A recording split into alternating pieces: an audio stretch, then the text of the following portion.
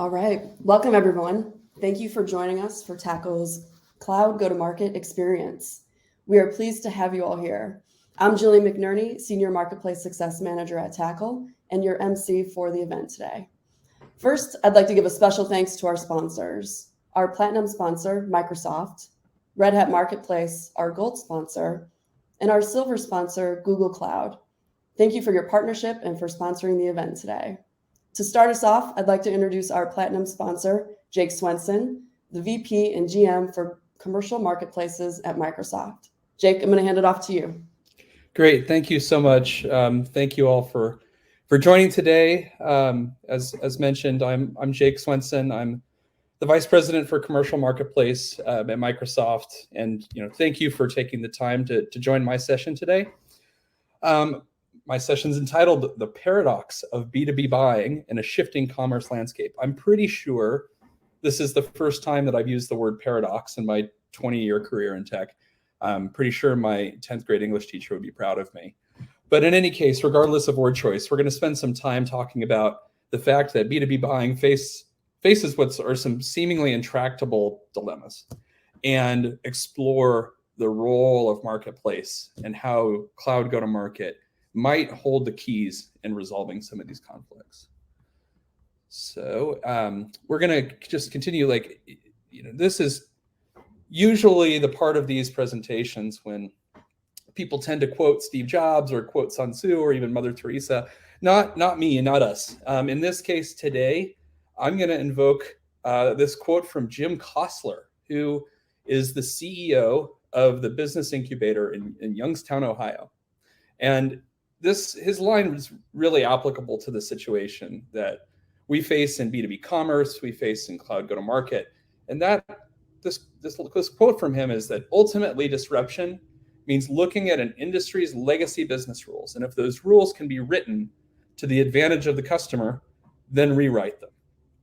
And I think we'll find that this notion of business rules being rewritten for the advantage of the customer is resonant here. But we have to ask ourselves, how do you know if the legacy rules in a business are ready to be rewritten?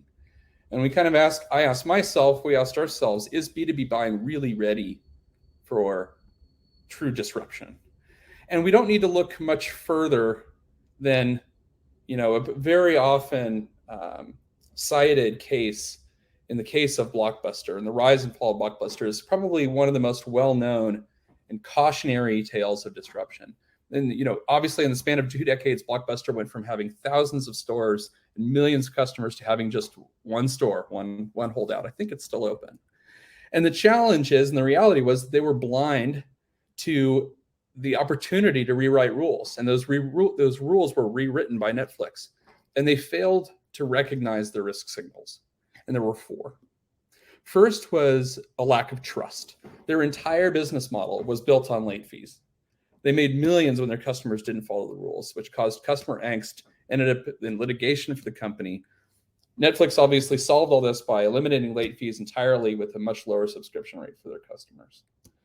Second was around the use of available technology, or the lack thereof. In 2000, Netflix proposed that Blockbuster use Netflix as its online service, but Blockbuster famously turned them down, despite knowing about this shift to online and this growing availability to stream content, and that was growing at a rapid clip.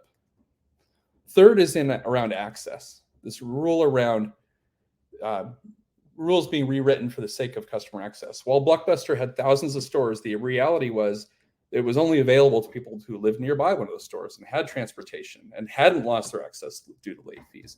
Netflix solved this initially with emailing home DVDs, for those of you who are old enough to remember, and then ultimately with the streaming model that we know today. And then finally, rules around convenience. Blockbuster was massively inconvenient, almost by design, designed for inconvenience to drive late fees and revenue from late fees. Going to a store, not finding what you wanted, waiting in line, rewinding the tape, getting it back to the store was a big lift for customers, and that rule was ultimately rewritten. So, where do we stand with B2B? Being ripe for disruption isn't always as obvious as it was for Netflix. The writing was clearly on the wall for Blockbuster. But the execs made a series of these pride-induced missteps that led them to where they are today, one location. In B2B, the signals aren't necessarily so obvious. One of the first things Microsoft in recent months, we ran a survey among IT and business decision makers for B2B commerce. And we asked, how satisfied are you with the various ways you purchase technology solutions today? And the fact is that 52% of decision makers were very satisfied with the various ways they purchase today. So does that mean they're ripe for disruption? Are they really screaming, we want change? This suggests that that's not necessarily the case. The system is working, but even though it's getting the job done, we're getting product into buyers' environments. We need to dig a little bit deeper to unpack the dilemmas that do, in fact, signal that this is an industry and this is a space that's really ready for change. So we're going to look across, we're going to look across these, what I'd call 4 horsemen of disruption, these telltale signs that the rules are ready to be rewritten, understand them a little bit better, and then we'll see that in B2B commerce, there are some dilemmas within each of these that create the conditions for the rules to be rewritten in favor of the customer. And those 4 telltale signs, again, are trust. Customers, if they don't trust the current product or there's a lack of transparency in how it operates.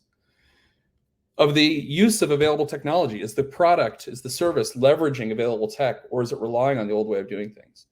Around access, are there areas where the product is only accessible to a certain group of customers despite clear demand from the broader base? And then finally, tuned for convenience. Is the product or the service seen as highly inconvenient, or is it burdensome in some cases for customers to use? So we'll work into each of these individually. And the first sign being around trust. So there is clear indication that there have been industries that have been disrupted and transformed due to a lack of trust or a lack of transparency. Silver Car has rewritten the rules and simplified the experience of renting a car.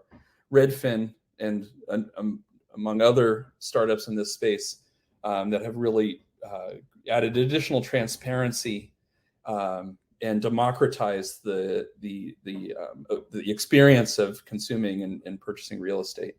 And Carvana, similarly, with an industry in auto sales that's been famously marked by really built around a lack of transparency.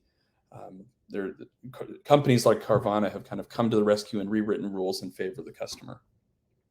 And in fact, we see that in the case of B2B commerce, like when we surveyed these same IT and business decision makers, access to trusted information, trustworthy reviews, discussion forums, testimonials, the voice of the market and the voice of peers and the ability to access that trustworthy source was cited as the #1 challenge to buying technology solutions today.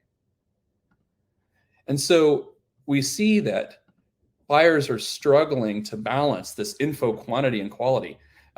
Christina Gomez from Gartner says that information that once enabled customers to forego meeting with a sales rep has now made it significantly harder for B2B buyers to make a decision on their own. There's a proliferation of information and content around this space and around these solutions that actually makes the situation less clear than more clear. 55% of the respondents of our survey said that they encountered an overwhelming amount of info during the purchase process.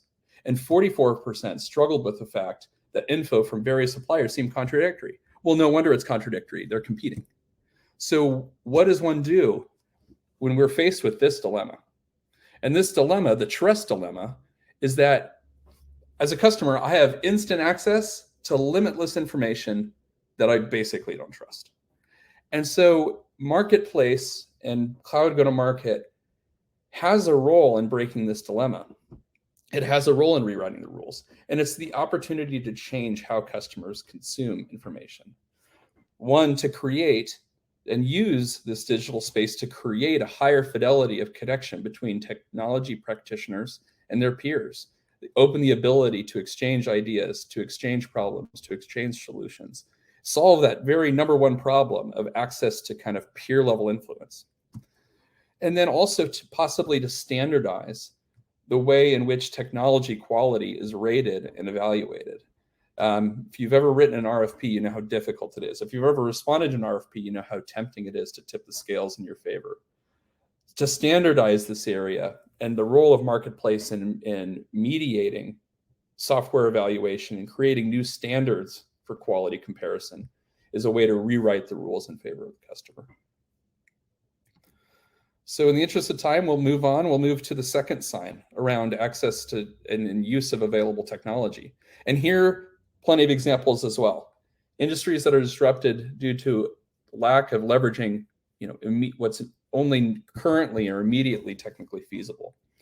I guess we can partially credit Apple TV Plus with disrupting cable. I think Netflix did that too, and there's plenty of others that have connected customers with, that leveraged the availability of broadband technology and also more consumption-based business models in favor of the legacy way of delivering and consuming content. Uber obviously connected mobility with transportation, and similarly with Washlava, instead of a fistful of quarters, you can use your smartphone to reserve a washer and a dryer.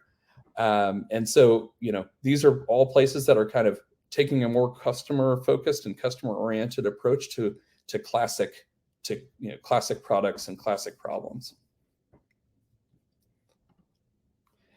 When we look at this from a specifically B2B lens, in terms of availability of technology, our survey showed that B2B buyers want the level of choice and the level of personalization in their B2B experience as they do in their consumer lives. In fact, in our survey, the number one most important capability among our respondents in cloud marketplaces was the breadth and the quality of solutions that are available. However, there's a dilemma here in the sense that more than 3/4 of B2B buyers expected the solutions to be tailored and personalized to their specific needs. And nearly all B2B buyers expected vendor websites to have content that are relevant to their specific company. And so the dilemma that this sets up is, as a B2B buyer, I want an infinite selection of perfectly curated and tailored options. Oh, and I want it now. And so clearly here, the potential is to embrace already available e-commerce technology to become a one-stop shop. No more Googling and juggling multiple vendor processes, multiple vendor sites. Leveraging personalization and AI to curate specific solutions for industry and line of business roles, and recommending complementary tech to what's already in operation in the environment. And even simply just, intensifying and simplifying and making more advanced how we enable customers to search and filter and to discover, and possibly even to leverage the voice and the input of their peers to help the discovery process and connecting them with the best fit solution. So on the subject of access, this is the rule where a current product was only possibly accessible to certain customers despite more universal demand or demand from others. And so clearly there's a variety of industries that have kind of fallen to this rule, industries that are disrupted due to lack of customer access. Squarespace became web development and for the masses. Robinhood is playing a hand in democratizing how people trade and how people trade equities. Although I think the jury is still a little bit out as to how this is ultimately going to play out for those people who got involved.